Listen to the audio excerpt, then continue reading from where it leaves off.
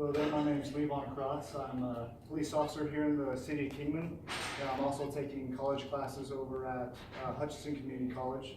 I'm taking a class called Public Speaking, which requires me to give you fine folks an informative speech. So here I am to give you an informative speech.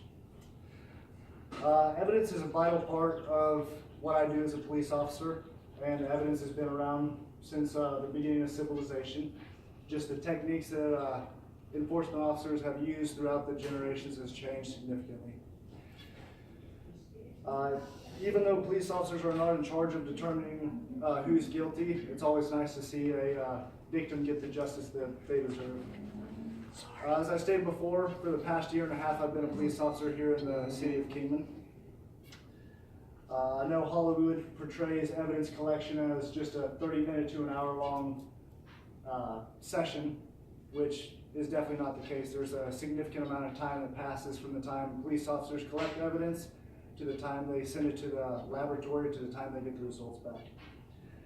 Hopefully it's going to be something that you folks never have to experience as a victim, but what I'm going to do today is I'm going to explain to you a little bit about what evidence is, some techniques and some evidence that police officers collect, and how the methods of what we collect can determine the outcome of a criminal prosecution. What we can do is we can begin with a brief look of what evidence is.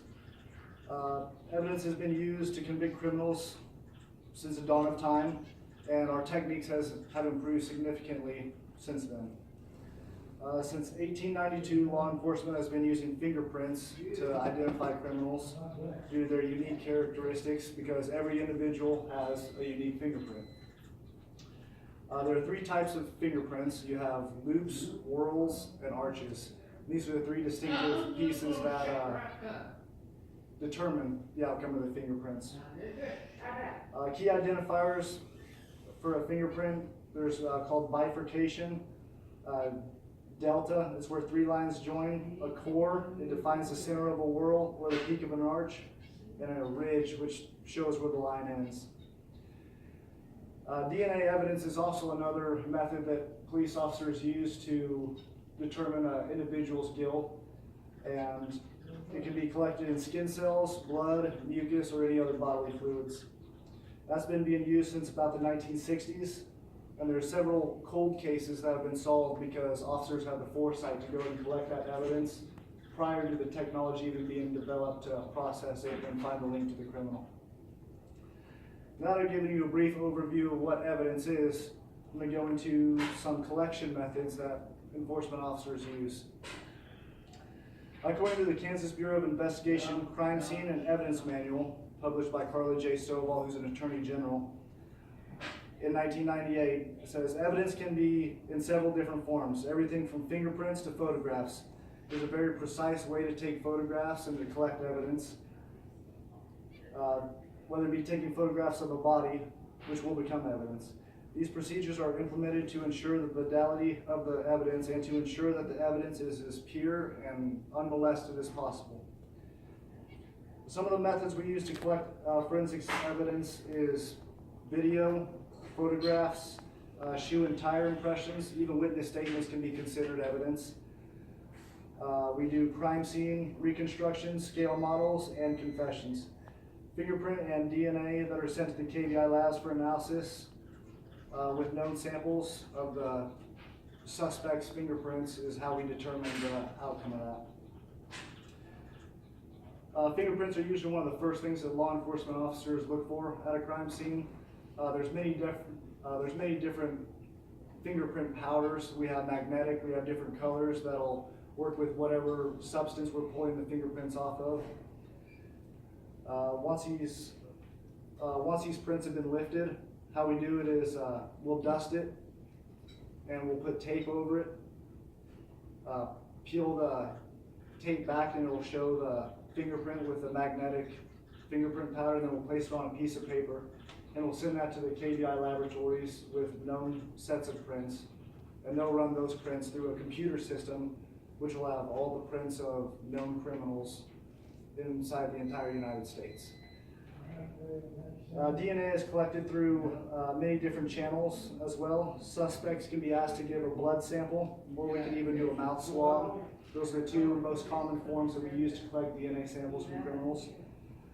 These are collected in vials with evidence tape seals over them to show that the evidence hasn't been tampered with and that police or anybody else hasn't contaminated the specimen in any way prior to us sending it off to KBI laboratory.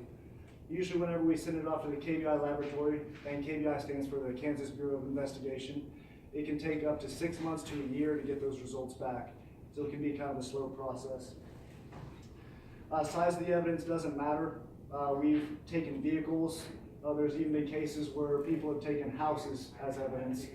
If it's on a couch or if it's a piece of floor, if there was a blood stain on the carpet, then we'd simply just cut the carpet out that has the blood stain, and we would maintain that for evidence. Now that I've told you about how evidence is collected, I want to share with you how the evidence can determine the outcome of a criminal prosecution. According to the United States Constitution, the Fourth Amendment, search and seizure is what it's called, and how it applies to us law enforcement officers is that every time we go in to collect evidence, we have to have a search warrant. The only time we don't need a search warrant is when there's what's called exigent circumstances. And exigent circumstances when somebody's life or property is in great danger, or the evidence is going to be possibly lost forever. Those are what it considers as exigent circumstances. Any other circumstances, we have to write out a search warrant.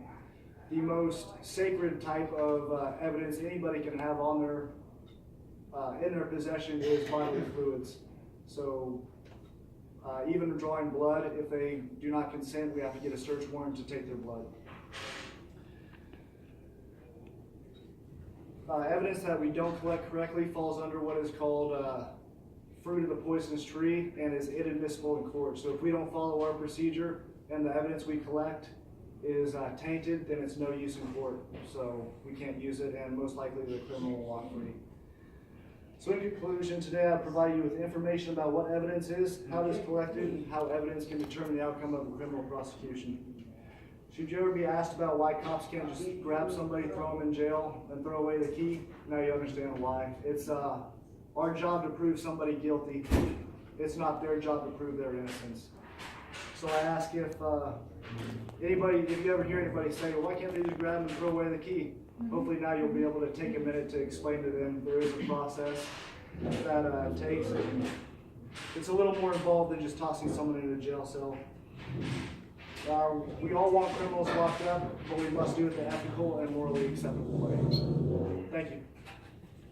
I have a question. Go ahead. A judge can only write out a search warrant? Actually, us police officers will write it out, or deputies, and a judge will sign off on it once it meets the standards. Oh, but the judge has to sign off on Yes. it before it can be a legal Correct. document.